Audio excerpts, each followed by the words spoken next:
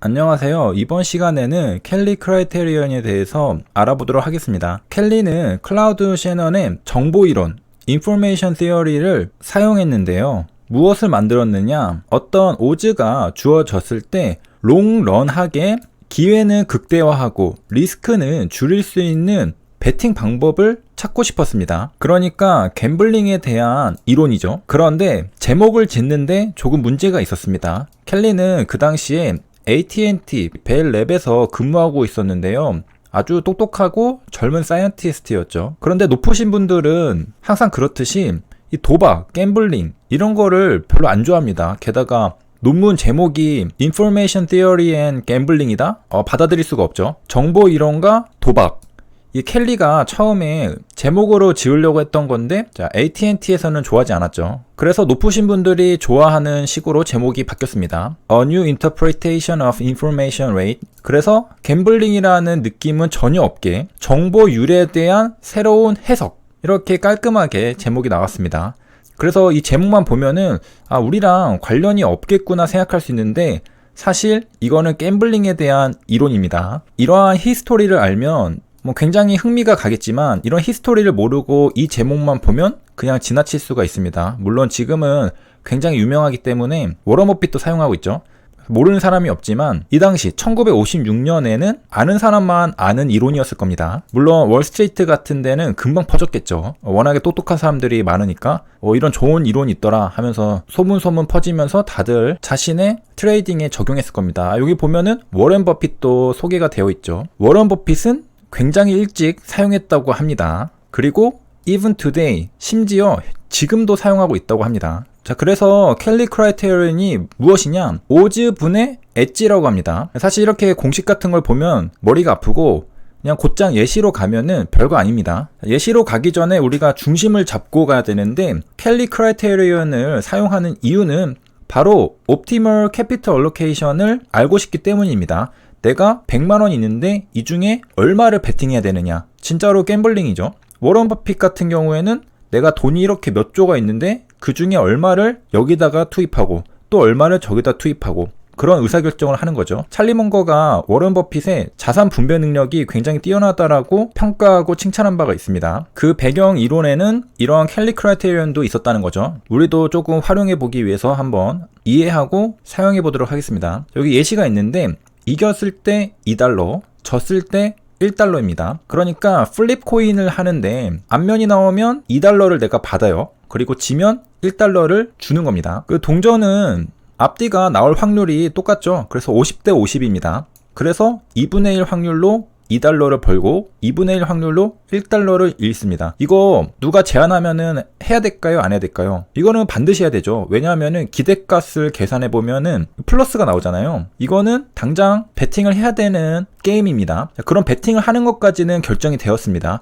자, 그럼 베팅을 하는 거는 알겠는데 그런데 문제는 베팅을 할 때 얼마를 할 거냐, 이게 문제인 거죠. 일단은 극단적으로 한번 예시를 들어보겠습니다. 내가 100만원이 있는데 100만원을 몰빵 쳤다. 근데 절반의 확률로 내가 질 수도 있는 거잖아요. 그러면은 분명히 기대값은 나한테 유리한 게임인데도 나는 재산을 탕진하고 올인이 날 수가 있습니다. 뭔가 말이 안 되죠. 그래서 몰빵을 하는 거는 말이 안 되는 것 같습니다. 자, 반면에 그러면 좀 안전하게 내가 100원씩 건다고 했을 때 계속하면은 기대값이 플러스이기 때문에 벌긴 하겠죠.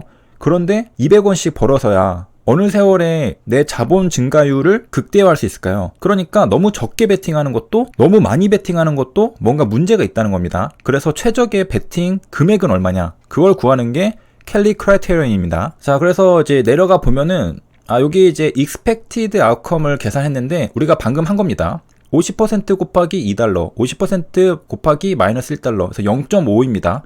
그러니까 우리는 이 게임에 참가하는 게 합리적입니다. 자, 그러면 얼마를 베팅할 거냐? 그게 우리의 질문이죠. 그리고 우리가 구해야 하는 답이고, 여기에서 켈리 크라이테리언이 나옵니다. 엣지, 오즈가 나오는데, 자, 아까 위에서 봤듯이 엣지, 오즈가 있죠. 자, 그대로 그냥 넣어줍니다. 그래서 우리가 엣지라고 하면은 0.5달러, 오즈는 2달러입니다. 그러면 25%가 나옵니다. 이게 바로 우리가 베팅할 수 있는 비중이라는 거죠. 그래서 벤크롤 중에 25%를 베팅하면 됩니다. 내가 100만원 있으면은 25만원씩 베팅을 하면 자산 증가율이 극대화됩니다. 롱텀하게 말이죠. 그러니까 최적의 베팅 방법은 몰빵도 아니었고 쥐꼬리 투자도 아니었고 25%였던 겁니다. 이게 최적입니다. 그래서 간단하게 예시를 한번 들어봤고요. 그렇다면 실제 켈리 크라이테리언은 어떤 형태로 생겼느냐? 켈리 포뮬러를 보면 이렇게 생겼습니다. 여기서 P는 probability입니다. 승률, 내가 이길 확률. 아까 코인 플립에서는 0.5였죠. 반대로 내가 질 확률, 그거는 Q인데 1-P로도 해석할 수 있습니다. 이것도 마찬가지로 코인이 뒷면이 나올 확률이니까 50%, 0.5, 0.5였죠. 이거 두 개 합하면 플러스 1이 됩니다. 그리고 이 B가 오지입니다. 이게 켈리 포뮬러인데 아까 우리가 계산한 거는 엣지 나누기 오지였는데 그거랑 이거랑 다르게 생긴 거 아니냐. 자, 여기다 한번 적용을 해보면 똑같은 걸 알 수 있습니다. 이게 0.5, 0.5였죠. 아까 이 위에 분자에는 기대값이었잖아요. 가만히 보면은 똑같은 계산인 걸 알 수 있습니다. 우리가 이겼을 때 2달러를 받았고 졌을 때 1달러를 잃었잖아요. 그리고 코인은 0.5% 확률로 앞면, 0.5% 확률로 뒷면이었죠. 이거 계산하면 기대값이 똑같이 생겼죠. 그래서 아까 우리가 봤던 예시랑 똑같은 기대값 0.5달러가 여기에 적히는 걸 알 수 있습니다. 그리고 여기가 오지였죠. 2대1이었으니까 2였습니다. 그래서 2분의 0.5 하니까 25%가 나오죠. 아까 예시도 25%, 요 공식대로 계산해도 25%가 나옵니다. 그래서 뱅크롤에 25%를 베팅하면 자본 증가율을 극대화하는 베팅이 됩니다. 그리고 이거를 또 이렇게도 바꿔서 쓸 수 있는데 이 Q가 1-P라고 했었잖아요. 그래서 1-P로 해가지고 P로 묶어주고 정리하면 또 이렇게 나옵니다. 이거 실제로 해보면 그렇게 나오는 걸 알 수 있죠. 자, 한 가지 예시를 조금 더 살펴보면 이 B는 오즈를 1로 정했습니다. 그러니까 이겼을 때도 1달러, 졌을 때도 1달러라고 생각을 하면 되고요. 그러면 이제 이길 확률이 조금 더 높아져야 되겠죠. 우리가 게임에 참여하려면. 자, 그래서 이제 3대2라고 합니다. 이길 확률 60%, 질 확률 40%, P가 60%, Q가 40%라는 겁니다. B가 어차피 1이니까 이거 없애도 되겠죠? P-Q입니다. 이길 확률 빼기 질 확률, 0.6 빼기 0.4, 60% 빼기 40%니까 20%가 나오죠. 이게 바로 최적의 베팅 비중입니다. 그래서 토탈 캐피털의 20%를 베팅하면 된다. 이렇게 결론이 나오는 것이고요. 정리하면 이렇게 예쁘게 쓸 수 있습니다. K%라고 적혀 있죠. 비중이라는 겁니다. 켈리의 앞자를 따와서 K로 한 거고 K%인데 BP-Q 나누기 B입니다. 여기서 우리가 알고 싶은 건 K인데 K를 구하기 위해서 우리가 알아야 되는 거는 두 가지죠. P와 B입니다. P를 알면 Q도 뭐 당연히 알게 되니까 P는 이길 확률, Q는 질 확률, 그 다음에 B는 오지입니다. 그래서 여기다가 각각의 숫자를 입력하면은 너무나도 쉽게 K가 나온다는 거죠. 뭐 이런 식입니다. 세 번째 예시인데 오즈가 1입니다. 그리고 P, 이길 확률은 60%. 아까랑 똑같은 예제가 되겠네요. 그래서 0.6 빼기 0.4 하면은 0.2가 나오는데 20%가 최적의 베팅 방법입니다. 자, 그런데 이런 궁금증이 생길 수가 있죠. 자, 이 가로축이 K인데 우리가 구했던 비중이겠죠? 우리의 최저 K는 여기에 있습니다. 자, 여기까지 가는데 우리가 동전 게임으로 예시를 들면 여기서는 뭐 100원씩 걸었던 거, 여기는 이제 몰빵 치던 그런 자리인데, 자, 비중이 점점 늘어나면서 우리의 예시대로 25%가 되는 구간이 여기입니다. 25% 비중으로 베팅을 하면은 리턴이 가장 큽니다. 여기는 보수적인 거, 여기는 공격적이죠.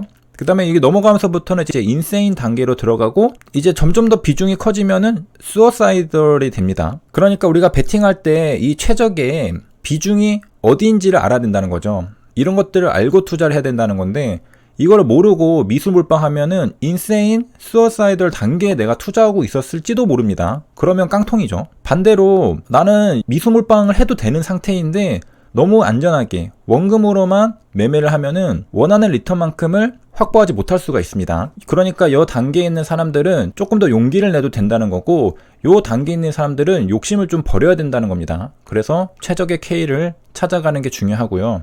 자, 그리고 정리하면서 제가 여기까지 떠드는 이유는 제 매매에 적용하기 위해서죠. 그리고 제 영상을 시청하시는 여러분도 한번 적용해 보시면 도움이 될 것 같기 때문에 제가 영상도 찍는 거죠. 저만 알고 넘어가는 게 아니라요. 그래서 제가 간단하게 코딩을 해봤는데 아까 있었던 공식 그대로 제가 넣었습니다. 그리고 제가 이전에 통계를 냈던 것들, 물론 가장 베스트한 상황인 거를 가정한 거죠. 그랬을 때 제 승률은 0.68%였습니다. 대략 70% 되고 손익비가 2대1 정도 되었습니다. 그래서 이 켈리 크라이테리언 공식에 그대로 넣고 계산을 해보니까 켈리 베팅 0.52가 나왔습니다. 그러니까 52%, 내가 가지고 있는 자본금의 52%까지 베팅해도 됩니다. 결론은 이렇게 나왔는데 실제로 이렇게 베팅하기는 무리가 있겠죠. 왜냐하면 내가 계산한 이 승률이 진짜가 아닐 수도 있고 손익비도 마찬가지 진짜가 아닐 수도 있고요. 실제로 이렇게까지 베팅하기는 힘들죠. 레버리지를 땡기는 것도 이 정도까지 될 수는 없기 때문이죠. 그래서 이거보다는 적게 베팅하게 되는데, 베팅을 더 못한다는 문제보다 사실은 이 승률과 손익비가 진짜가 아닐 그럴 위험이 더 크죠. 그렇기 때문에 실제로는 켈리 베팅만큼 하기는 쉽지 않아 보이고요. 진정으로 자신의 통계 계산을 믿을 수 있는 용기 있는 자만이 그대로 베팅할 수 있겠죠. 실제로는 이거보다 더 보수적으로 베팅을 할 텐데요. 어쨌든 52%가 나왔다는 거는 제가 미수를 써도 많이 남거든요. 그렇기 때문에 미수를 써서 거래해도 괜찮다. 굉장히 여유가 많다. 예를 들어 미수를 써서 미수를 쓰면 한 2배, 3배 정도 베팅이 되잖아요. 그리고 평균 수익률 2%라고 한다면 미수 3배에 수익률 2%면은 6%거든요. 그래서 한 번에 왔다 갔다 하는 게 자본금의 6% 정도인데 여기는 52%잖아요. 그래서 6% 왔다 갔다 하는 거는 충분하고도 충분하다. 그렇게 판단을 내릴 수 있겠습니다. 그래서 여기까지 켈리 크라이테리언에 대해서 알아봤고요. 도움이 되셨길 바라며 여기까지 시청해주셔서 감사합니다.